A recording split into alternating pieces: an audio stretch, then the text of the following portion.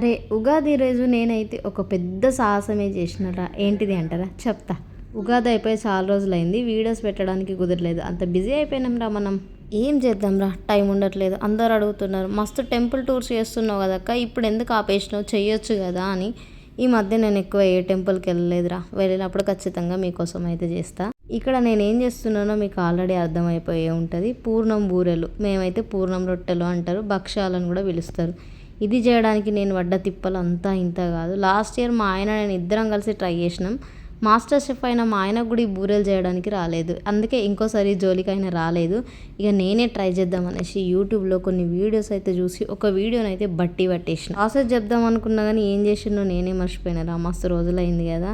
మొహం చూస్తే అర్థమైపోయి ఉంటుంది, పిండేంద్ర బాబు ఇంతగానం సాగుతుంది, వస్తాయా లేవా అని వచ్చేదాకా టెన్షన్ అనిపించింది.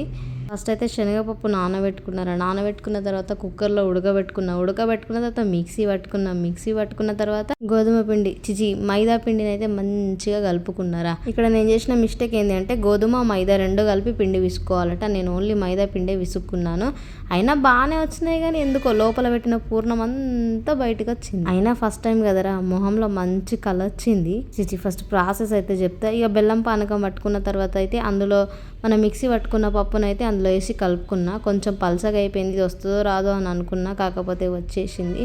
అటు ఇటు చేసి మొత్తానికైతే ఒక రొట్టెనైతే కంప్లీట్ చేసేసిన నేను.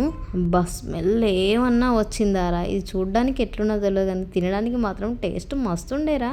కొంచెం అందులో విలాయచీ కూడా దంచుకొని వేసుకున్నా, విలాయచీ ఫ్లేవర్, నెయ్యి ఫ్లేవర్, వా వా వా వా. టేస్ట్ అయితే అద్దరిపోయిందిరా. ఫస్ట్ టైమే కానీ సూపర్గా వచ్చినాయి. ఇంకోసారి చేసినప్పుడు 100% పర్ఫెక్ట్గా చేద్దాం. ఫస్టే ఏది రాదు కదరా. వీడియో స్టార్టింగ్లో చెప్పిన కదరా, నేను సాధించిన సాహసం ఇదే. మీరు ఏమనుకున్నారో కామెంట్ చేయండి. వీడియో నచ్చితే లైక్ చేసి సబ్స్క్రైబ్ చేసుకోండి. Thanks for watching.